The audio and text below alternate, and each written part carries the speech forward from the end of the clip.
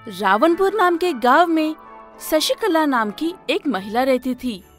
शशिकला को 2 बेटे थे, अर्जुन और करण। दोनों बेटे अपनी पढ़ाई खत्म करके व्यापारों में लग गए थे। वो कुछ दिन पास रहते थे तो कुछ दिन शहर में रहते थे। अब शशिकला अपने बेटों की शादी करने की सोचती है और 2 समझदार लड़कियों को ढूंढती है। उसके बाद बेटा अर्जुन शादी के लिए मान जाता है, लेकिन करण। माँ, मैं शादी तो करूँगा, लेकिन आपके बताए हुए लड़की को नहीं।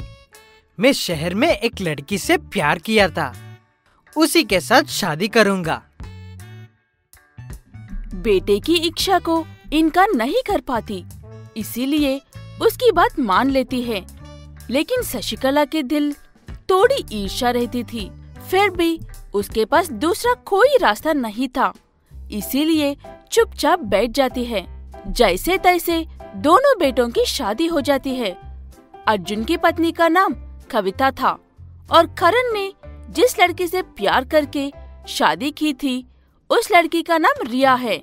कविता एक गांव की लड़की होने की वजह से वो हमेशा साड़ी ही पहनकर रहती थी। रिया शहर की लड़की होने की वजह से उसे साड़ी बांधना तक ही नहीं आता था, इसीलिए वो सिर्फ शादी में साड़ी पहनती थी। मुझसे नहीं होगा ये साड़ी पहनना और इसे संभाल कर रखना। मैं जा रही हूँ इसे बदलकर ड्रेस पहनने के लिए। ये कहते हुए रिया जाकर अपनी साड़ी बदलकर जीन्स और टी-शर्ट पहन लेती है। तभी शादी में आए हुए कुछ मेहमान नई दुल्हन को देखने के लिए आते हैं और उसे ऐसे कपड़ों में देखकर, ये कौन सा घूर देख लिया मैंने? ये लड़की किस तरह से भी अपनी नहीं लग रही है। सच में गौर है, ये लड़की को संस्कार शब्द का मतलब भी पता नहीं होगा, इसीलिए शहर की लड़कियों से दूर रहना चाहिए। इस लड़की के कपड़े ही ऐसे हैं तो पता नहीं इस आदतें और हरकतें कैसे होंगी। हमें क्या इससे। हाँ, अब हम चलते हैं शशिकला, ये सब अब हमसे और दिखा नहीं जाता। ये कहकर वो दोनों वहाँ से चले जाते हैं। वो बातें सुनने के बाद शशिकला को काफी गुस्सा आता है। हे ऊपर वाले, अब मैं क्या करूं? इस लड़की ने सबके सामने मेरी इज्जत मिट्टी में मिला दी है। छोटे ने इसे मेरी जान पर लाकर डाल दिया। अगर तुम्हें कुछ नहीं आता तो कविता को देखकर सीखो कुछ, वो कितने अच्छे से रहती है। ये कहते हुए गुस्से में वहाँ से चली जाती है शशिकला। वही वो बहाना देखकर पकड़ लेती है कविता। ये रिया सुकून में रहती है और इसे अपने खूबसूरत होने का घमंड भी बहुत है।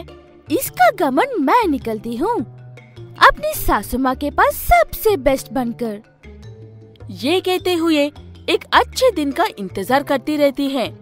इतने में एक दिन, दोनों बहुओं यहाँ पर आओ।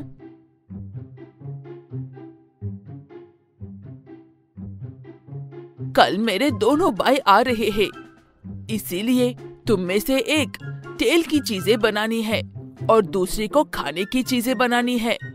कुछ भी करो, लेकिन उनके सामने मेरी इज्जत मत निकलो। हाँ, यही सही मौका है।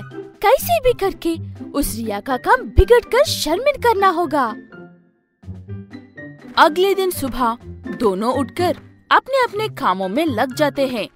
कविता को पकवान अच्छे से आता है, इसीलिए वो सारी तेल की चीजें खुद ही बनाती है। लेकिन रिया को वो सब नहीं आता है। YouTube में हर पकवान रेसिपी मिल जाएगी, वहीं से देखकर फॉलो कर लूंगी।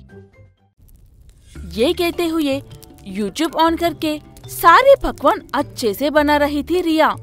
लेकिन वो सब देखकर कविता बर्दाश्त नहीं कर पाती, इसीलिए रिया, जाकर सासू माँ और उनके बेटे को चाय देकर आओ।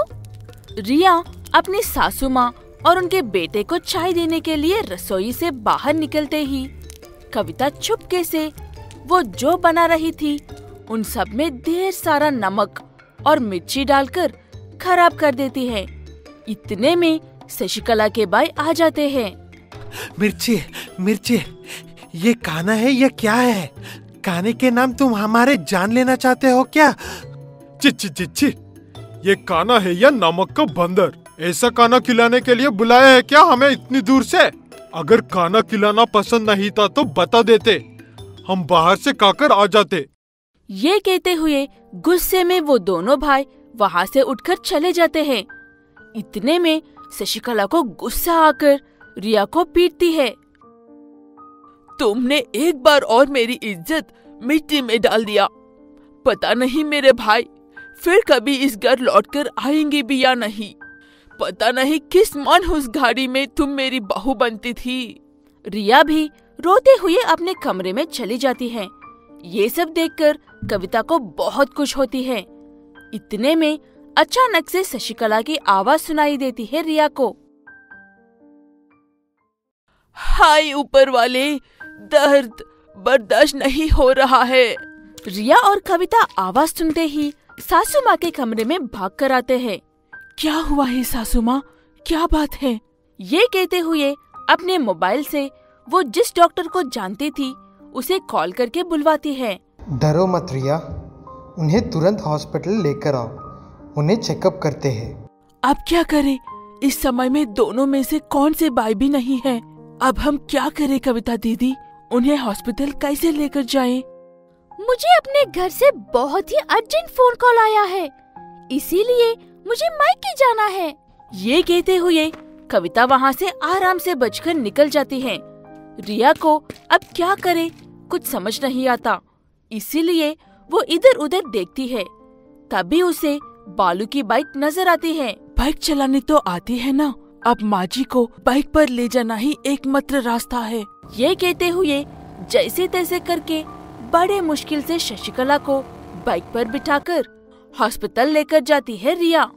ऐसे रिया पढ़ी लिखी लड़की होने की वजह से जो कुछ भी चाहिए था, ये जिसकी भी जरूरत थी, वो सब पास रहकर देख लेती है और अपनी सास को घर लेकर जाती है। घर पहुंचने के बाद अपनी सास को अकेला छोड़कर बाहर जाना ठीक नहीं होगा, ये सोचकर सारा राशन ऑनलाइन ऑर्डर करके मंगवा लेती है रिया। वो सब देखने के बाद शशिकला, मैंने ये समझती थी कि शहर की लड़कियों के पास ना तो तमीज होती है ना ही तरीका होता है, लेकिन मैं गलत थी बेटा रिया। ये मेरी किस्मत ही है कि तुम मेरी बहू बनकर आई हो। तुम नहीं होती तो पता नहीं मेरा क्या होता। चुप हो जाइए सासू माँ, आप मेरी माँ जैसे हैं। एक माँ अपनी बेटी से ऐसे ही बात करती है। हम सबको जमाने के साथ चलना सीखना चाहिए, तभी हम कोई ना होने पर भी अपने काम खुद कर सकते हैं। ये कहते हुए शशिकला को बहुत ही स्वादिष्ट पकवान बनाकर देती है रिया। इतने स्वादिष्ट पकवान खाकर देखकर हैरान हो जाती है शशिकला। ऐसे ही रिया उसे स्मार्टफोन इस्तेमाल करना भी सीखती है और ऑनलाइन सामान ऑर्डर करना भी सिखाती है। ऐसे कुछ दिन बाद शशिकला पूरी तरह से ठीक हो जाती है और तभी कविता भी लौट कर आती है। हमेशा की तरह रिया के बनाए खाने को बिगड़ने की कोशिश कर रही थी। तभी उसे शशिकला देख लेती है।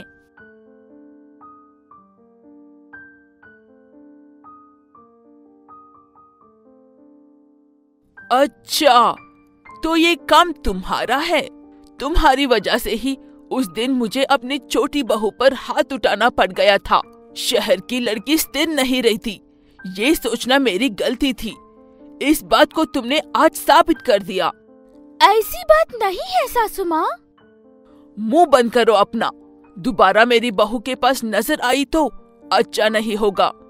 मेरी तबीयत खराब होते ही तुम अपनी दम दबाकर यहाँ से भाग गई, लेकिन मेरी छोटी बहू ने मेरे साथ नहीं छोड़ा और उसने मुझे ये बात अच्छे से समझाती है कि बुद्धि कपड़ों के साइज से नहीं नापी जाती है। ये कहते हुए अपने कमरे में चली जाती है शशिकला।